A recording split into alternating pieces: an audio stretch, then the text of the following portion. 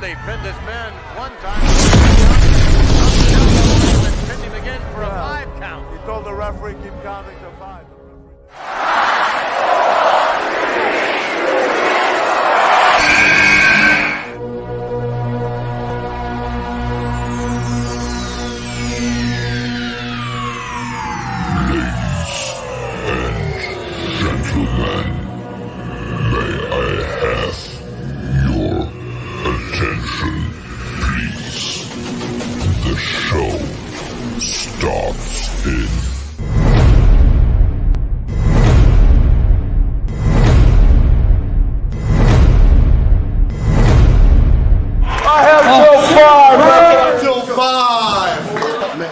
The fact of the matter is this: on the five-time WCW champion. Now, can you dig that?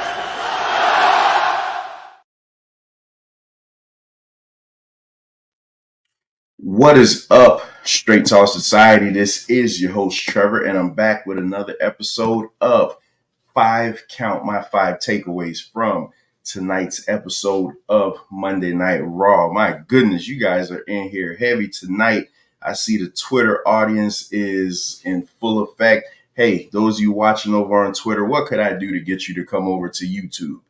Hey, nevertheless, I'm just glad that you're watching. There's 40 in the building right now watching on Twitter. Hey, I love it. I appreciate it. If you're new to 5 Count, what I do is I just give my 5 quick takeaways from Monday Night Raw. This is not going to be a long show at all. So buckle your seatbelt and let's get into it. So now normally what I do is I give you my 5 takeaways, but for number 5, I'm just going to have that be my quick hits, just other things that I've noticed in the shows, because I thought tonight's show was really, really good. Monday Night Raw generally has been pretty good. So let's get into the takeaways, starting with number 5. So this is going to be the quick hits section. And first of all, let's start off with Sheamus. Hey man, banger after banger. Sheamus had a match tonight with Ludwig Kaiser. Again, just fantastic, man. Sheamus does not miss a beat. And I'm glad that Ludwig Kaiser is finally starting to get some run solo and not just being a lackey for Gunther. I mean, because pretty much his whole time, he's just been a lackey for Gunther. The Imperium team with him and Vinci didn't really work out the way I thought it would. But I'm glad to really get a chance to see him go out and do his own thing because Gunther will be champion sooner than later. So he doesn't need to be hanging on to Gunther. He needs to go out and do his own thing. And what better person to do it with than with Mr. Sheamus. I love the story of this match. You guys know that I'm big on storytelling. You can give me a 100-star match all you want. Who cares? Tell me a story in the match. These guys beat the holy hell out of each other. These guys kicked the shit out of each other. And in the process, they told a story. Kaiser worked on the leg, and the leg actually is what caused the finish. Sheamus is on the top rope. Kaiser chops it, rolls him up for the pin for the 1, 2, 3. Great match. Great. I'm really, really happy to see where this is going. Sheamus's chest looked like shit after the match because it was just completely bloody. Hey, great deal all the way around.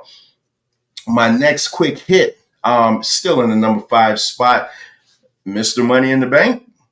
Question mark. So Jey Uso comes out tonight. He didn't have a match. He just came out kind of to hype the crowd up and everything like that. And he declared for the Money in the Bank, which now that he's declaring, I don't know, Money in the Bank is about a month or so away. I don't know who my pick for Money in the Bank is. I know on the female side, my pick is Tiffany Stratton. That's a given right there. Tiffany Stratton has to win that Money in the Bank briefcase so she could further the story with Bayley. Because I don't believe there's any heat on Tiffany. Jey Uso might be a strong candidate to win the men's Money in the Bank. And not for nothing, it wouldn't bother me if he did win it. Now, come to think of it, we'll have to see who's all in it. But, you know, I'm glad that Jey is not being forgotten. So let's get on over. Again, shout out to those of you watching on Twitter. It's a new thing we're doing on the channel, streaming over to Twitter. If you could come on over to the Straight Talk Society. I think the channel's named Straight Talk with Trevor over on on YouTube. If not, it's fine. So let's get into my last quick hit for my number 5 spot. Y'all know, come on, man. If Bianca Belair and Jade Cargill is on the card, you know they got to make some type of weight on the countdown, no matter what. Melanin Magic, just looking as beautiful as they want to. They come out. They're saying, hey, Shayna and Zoe, you guys are talking shit. Come on and do it. Adam Pearce was like, hey, let's get it done. Let's get a ref. We got an impromptu women's tag team match. And it was pretty decent. I mean, hey, Jade is still green, but, she'll get better. It's fine. You're in there with a Shayna Baszler who's tremendous. You got a ring general. I call her ring general, and Bianca Belair in there guiding her along the way. And Zoe Stark is coming along. The match picked up a lot towards the end, but then out of nowhere, the champs get jumped, and I'm like, oh, God, that's Damage Control. But no, it wasn't Damage Control. When I looked more, it was Alba Fire and Isla Dawn. Finally, the unholy union is back. They got him from wherever they had him buried. Triple H remembered that he has fire-ass women talent on the roster. So he's like, all right, let me break glass and let me get them on over here. So he gets them over there. And now it looks like with Cash in the Castle coming up next week, in which we will be doing a live watch along to that, at least the main event of the show, because it's an afternoon show. But it looks like we're either going to get a triple threat, or you may be getting Isla Dawn and Alba Fire to take on Cargill and Bianca Belair, which should be great because Isla Dawn and Alba Fire are tremendous wrestlers.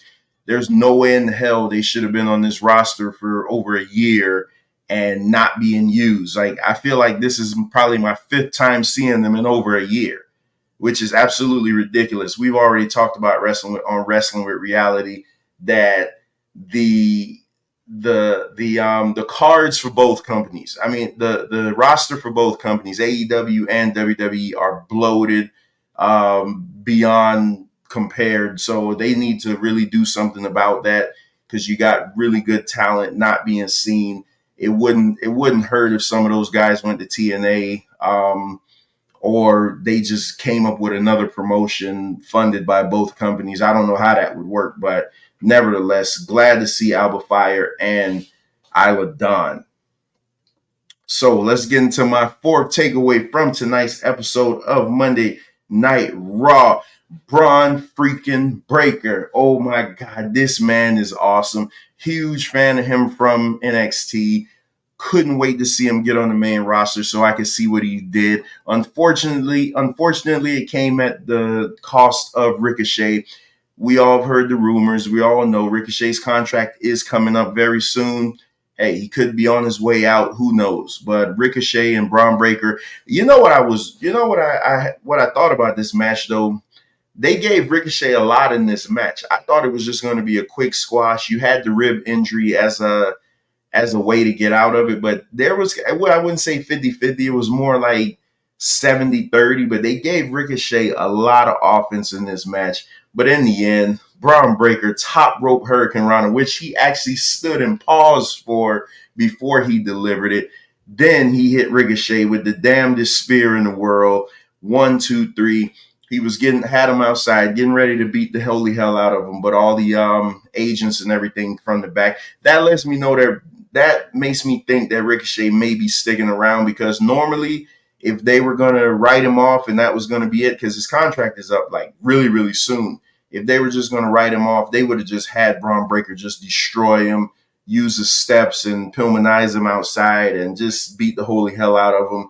We'd never see him again. I like Ricochet, and I like the fact that he's been getting a little more spunk. He's actually been talking like an actual human being lately. So I hope he doesn't go anywhere. I know Will Ospreay is begging for him to come over. But again, man, nobody watches AEW. It's like, bro, you're going to go over there and be a big fish in a small pond. No shade to AEW, but nobody watches that show.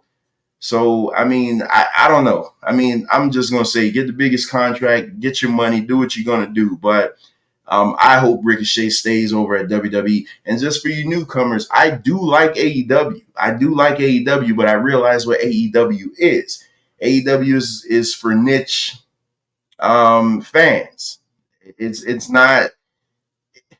This isn't the AEW show, but I do love AEW. But I've been watching wrestling for 38 years, so I pretty much got a knack for this thing. I've seen every promotion come and go, so I kind of know where the ebbs and flows of these promotions.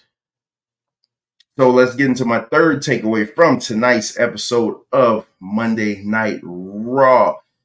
Rey versus Damian Priest, the match that we saw close out the show. I thought it was a really good match, man. Rey Mysterio, how the hell he's still doing what he's doing at this level, I have no idea, but I am glad that he is doing it. Rey Mysterio and Priest had a really good match, especially towards the end. It really, really picked up. But Judgment Day was gonna get involved. So Damian Priest has Rey up on the top, south of heaven, from the top rope, 1, 2, 3. All of a sudden, Drew McIntyre comes out of nowhere, attacks Damian Priest, beating the hell out of him, beating the hell out of Judgment Day, gets Damian Priest outside. Hey, but Damian Priest, like, I got one more for you. Boom, choke slam into the announce desk. Judgment Day stands tall over Drew McIntyre. Drew McIntyre is clutching his ribs, so maybe that's the story going into the Clash of the Castle. Who knows? But nevertheless, we will see. I thought it was a good closing sequence. I know a lot of people thought, based on the QR code, that Uncle Howdy was coming out. I don't know. I'm a huge Bray Wyatt fan. I mean, you guys can go back to the show tonight when I got the news that he died. I cried on air. I mean, it's crazy. I don't know how I feel about the Uncle Howdy character coming back without Bray Wyatt. I don't know how I'm going to feel about it yet. And if it was Vince McMahon, I know that it'd be terrible and we'd want to see it over a minute after it debuts. And I'm giving Triple H a big leash because I call Triple H the god of wrestling. I mean, hey, Triple H is the wrestling god. So I don't think that he'll bastardize the character. Let me put it that way. So we'll just see how it goes. Hopefully Bo Dallas is really, really into it and he really does his brother proud with it. So my number 2 takeaway from tonight's episode of Monday Night Raw. So the Liv Morgan basically said that she's taking everything from Rhea Ripley. The show opens up with Liv Morgan coming to the ring, explaining why she did what she did, what's up with the alliance with her and Dom. And she basically said, hey, I'm taking everything from him. She has Dom in the corner. Dom is just looking so uncomfortable, like the most uncomfortable position in the world, which every man probably wished that he was in that position that Dom was in. Dom took it like a true champ, trying to play it off like he was so uncomfortable, blah, blah, blah, blah, blah. Liv Morgan is turning on the creepy. What I did notice, Finn Balor, Finn Balor played cop blocker tonight. Like, he was just every turn he was in the middle, like, no, what you doing? But what I didn't notice, I never saw Damian Priest out there. So that's something to look forward to. WWE, when they do storytelling, they do it right. I always say, man, I love wrestling. I've been watching this since I was 5. I'm 44 now. And you can give me a great wrestling match, but if you add a story to it, then it makes it 100 times better. I love where this is going because, this can go multiple ways that they can come back and Liv would join Judgment Day and they take over, they kick Rhea out when she comes back, because Rhea will be back probably by SummerSlam. So this can go any way, man. This can go anyway. And I'm not breaking any news. That's just me just saying. The way they're doing this story, Rhea is going to be back much sooner than everybody expects. You could just look at it and tell. They're laying heavy on certain things. And just WWE over the history of a storyline, they don't do things so heavy-handed if that person isn't coming back sooner than everybody thought. So this was just great. Braun Strowman comes out to destroy Judgment Day, and Liv Morgan steps in front of him and allows JD McDonough and the rest of Judgment Day to beat the holy hell out of Braun Strowman, beat him down with a chair, bent the chair over his body. It was great stuff, man. But the fact of Liv standing in the middle of Braun Strowman beating up Dom, it is great. It like just storytelling, man. It's a male drama. It's a male soap opera. You know, that's exactly what this is. And then you tie in some sports to it. It's money. It is what it is. And then here you go, cop blocking Finn Balor. Just every turn, he's right in the middle. Man, this could even be a ruse with Finn and Liv. You just never know. You never know, man. Like this story could go anywhere. You just never know. So let's get into my final takeaway from tonight's episode of Monday Night Raw. And what else could it be? What else could it be? The male soap opera at its best, the Chad Gable story. That's just what I'm going to call this now. It came out. Shout out to Fightful. That Chad Gable, his contract is up this Friday. But they just made a match for Clash at the Castle, which is next Saturday, against him and Sammy. I think they may just be working out the particulars, but I think he's pretty much giving them a verbal commitment. I don't know. It's just me saying this. I don't know. One thing about me, I'm not the guy that's going to sit here and act like I know any behind the scenes.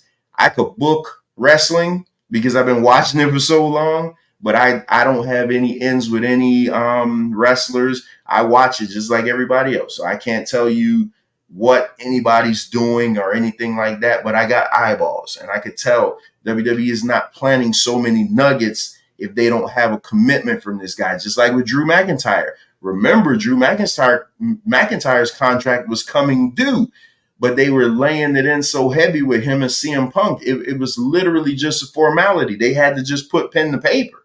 That's literally what this was. And I feel that this is the same thing with Chad Gable. Chad Gable comes out again. He runs down to Zawa, said he wants to be a ninja. Maxine is a fake Barbie. I forget what he said about Otis. He must call him another disappointment. He has Otis just slapping the shit out of him. Sami Zayn comes out. This is the one thing I don't like about this storyline. Sami Zayn is looking like a real punk. After Gunther brought all that prestige back to the IC title, 666 days, now they have the IC title being used as a secondary prop in this storyline. I get it because Gable wants the IC title, but all of this is so much bigger. It's like this story is just outshining the IC title, and Sammy looks like a doofus every week getting dumped on his head. And it's just like Cody Friday. Cody believed that AJ said, like, I mean, what the hell is wrestling? You don't ever believe a heel when they say they're retiring. Like, what's wrong with you? But, like, I mean, Sammy comes out there and he's trying to talk sense in everybody. And you know what's ultimately going to happen. Otis is going to turn on Gable, and the place is going to blow its roof. But Otis is going to take a beat down of epic proportion because the Creed brothers are going to be right there to help Gable. And I think that's where this is ultimately setting up. But Chad Gable is so awesome. I always criticize it. We said it on Wednesday's show. Vince McMahon gave this guy some basketball shorts and called him Shorty G. Vince McMahon is a friggin' idiot to waste this guy's career on a stupid ass gimmick like that when you have your next Kurt Angle in your company and you wasted him on an undersized basketball player, basically. Like Vince and his whole Mighty Mouse gimmick thing is ridiculous. But Chad Gable is awesome. He's awesome on the mic. He knows how to get emotion out of the crowd because the crowd legit hates him when he's down talking Otis and down talking Tozawa, not so much. But when he's down talking Maxine and down talking Otis, the crowd legit hates him. I wish this was like the Attitude Era, and I'd have loved for him to just slap the shit out of Maxine. It's storyline or do something. I mean, I know tonight they knocked her off the apron, and she had the ankle injury, which was so great that Chad came back to the back and he was like, "Oh man, you that was great work that you faked the injury." And she's like, "No, my ankle is really hurt." I mean, all of this is just so great. And he kissed Otis, and it's just, bro, this is when you say, hey, Dusty Rhodes would always say, "Where's the money?" Like, again, you could have great wrestling matches. You could have great wrestling matches that get 100 stars and all that other bull crap, but it's the story. I'm 44 years old, and I could tell you every step that took place in the Kane and Undertaker, every step that took place in the Rockers breaking up, everything in the Mega Powers exploding. Like, you remember storyline, like it's the story, Macho Man and Jake the Snake. It's storyline that brings you into this, that makes you watch this. Everybody does great wrestling moves now. When Chad Gable, and I hope Chad Gable absolutely wins that IC title. And because to me, Sammy's bringing the title down. And I love Sami Zayn, man. This is why it hurts me to have to say this. I think Sami Zayn is bringing the title down after what the Wrestling with Reality 2023 Wrestler of the Year, Gunther, did for that title. To have Sami Zayn bring it down to this level now, where it's a secondary piece in a greater storyline, is they need to get it off of him. I mean, I don't know where it goes, but so they knocked Maxine Dupree off the apron. Come on, man. This stupid babyface syndrome. Otis is sitting there. You know good and damn well Sammy didn't do it on purpose. And now he's all pissed. He's huffing and puffing, and everybody's going crazy saying it's Gable, it's Gable. But Gable's like, "No, it was Sammy. It was Sammy." And he does his damn power slam to Sami Zayn. They got Sammy there laying like an idiot, just on the floor, just laying there. And it's just, again, that's your IC champion. I mean, you don't see Damian Priest laid out like that. I mean, you just don't. You don't see Logan Paul laid out like that. Like, why have your IC champion just look like a buffoon every week? Every week, he just looks like an idiot. I mean, it is what it is. That's my one downside to this program. But Chad Gable needs that title. This title needs to be on Chad Gable, because he will be such a dirtbag heel that he'll bring so much prestige to that title, because every babyface that challenges him for that title will have to contend with the Creeds, because I'm telling you, the Creeds are joining Chad Gable. It is what it is. I mean, it writes itself. You got Team Angle 2.0. It writes itself. I mean, it is, you can't get away from it. It is inevitable. It is inevitable. But again, I thought this was a great episode of Monday Night Raw. For those of you that are new over here, especially those of you watching Twitter, we do wrestling shows every other Wednesday on this channel. Wrestling with Reality. Next week we'll be covering part 3 of Sting, his WWE and AEW run. We cover all the pay-per-views. Then we do like nostalgia stuff. We don't really do the weekly programs. You get the weekly programs like this. After each show, I'll go live for 5 Count. I'll be doing 5 Count this Friday after SmackDown, immediately after SmackDown. And like I say, for Clash of the Castle, we will be doing a watch-along. We will be doing a live watch-along, at the very least, to the main event of that show. I'm assuming the main event is probably going to be, if not Cody versus AJ, it'll probably be Drew versus Priest. So yeah, they should close the show with Drew versus Priest. So we'll do a live watch along, and then we'll review the show afterwards. But hey, thank you guys for tuning in. I am Mr. Straight Talk. This is the Straight Talk Society, and you just heard my 5 takeaways from Monday Night Raw. Peace! Monday pinned his man one time. Attempting again for a 5 count. He told the referee keep counting to 5.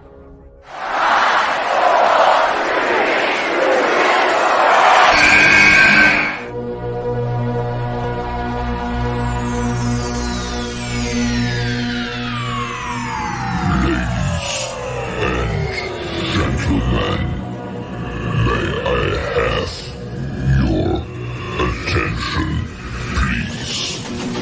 The show starts in